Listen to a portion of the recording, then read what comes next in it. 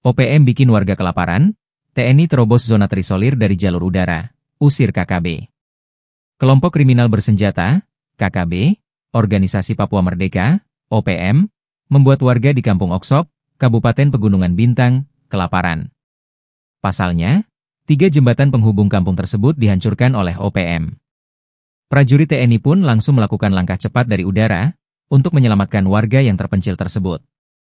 Dilansir dari Penyonif 751 VJS, warga Kampung Oksop mengalami trauma dan harus mengungsi ke hutan gegara intimidasi dari OPM. Letak Kampung Oksop yang berjarak 30 km dari Oksibil semakin diperparah dengan hancurnya 3 jembatan utama oleh OPM.